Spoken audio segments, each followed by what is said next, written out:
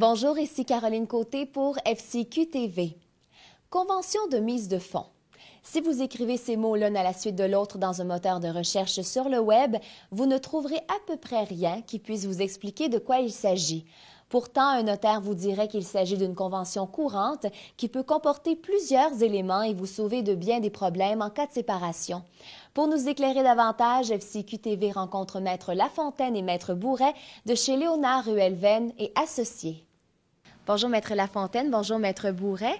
Mise en situation, un couple achète une propriété ensemble, mais il y a une personne dans le couple qui paye une mise de fonds de 35 000 $ et l'autre aucun montant. Et le couple se sépare. Qu'est-ce qui arrive à ce moment-là? En fait, il y a deux possibilités. Il y a le couple qui a été prévoyant, qui ont prévu de faire une convention de mise de fonds. Et il y a l'autre couple qui n'ont rien prévu. Donc, dans ce cas-ci, il y a une présomption que les deux sont à 50-50. Donc, la personne qui a donné la mise de fonds initiale va se voir amputer de la moitié de la mise de fonds si son conjoint est de mauvaise foi et il ne veut pas reconnaître que ce n'était pas son argent. La situation des gens prévoyants, donc, ils vont faire une convention de mise de fonds. Dans cette convention-là, on va venir prévoir, en fait, qui donne la mise de fonds et de quelle façon, lors de la revente, ça va être octroyé. Donc, souvent, lors de la revente, il va y avoir à payer l'hypothèque, les frais de courtier, les frais d'arpentage, de notaire pour la quittance.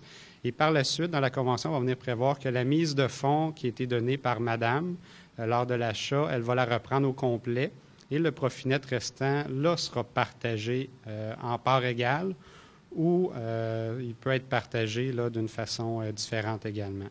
Parce que dans ces types de conventions-là, on peut prévoir la mise de fonds, mais il y a d'autres choses également qui peuvent être prévues, c'est-à-dire les proportions dans lesquelles les gens seront propriétaires de l'immeuble, de quelle façon l'hypothèque va être remboursée. Ça peut être 50-50 ou ça peut être 60-40, par exemple. Et on va également prévoir s'il y a des réparations à faire à la propriété, de quelle façon ça va être absorbé par les gens, dans quelle proportion. Et même chose pour les coûts d'électricité et tout ce qui est les frais inhérents à la propriété. Donc, c'est un document qui est fait avec le notaire et puis qui peut prévoir beaucoup de choses qui vont vous sauver quelques problèmes éventuellement potentiels. Et dites-moi, Maître Lafontaine, est-ce qu'il y a une distinction entre le fait d'être conjoint de fait et que séparation et cette question de mise de fonds et être marié? Bien, en fait, qu'on soit conjoint de fait ou qu'on soit marié, c'est important de faire une convention de mise de fonds.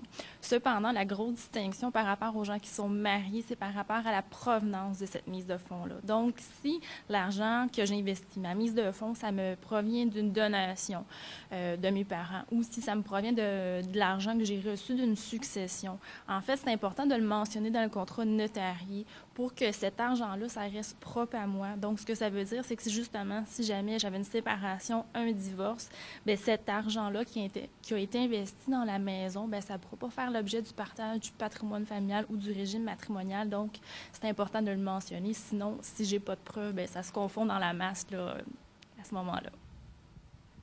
Eh bien, je vous remercie beaucoup pour ces précieux renseignements. Merci. Merci.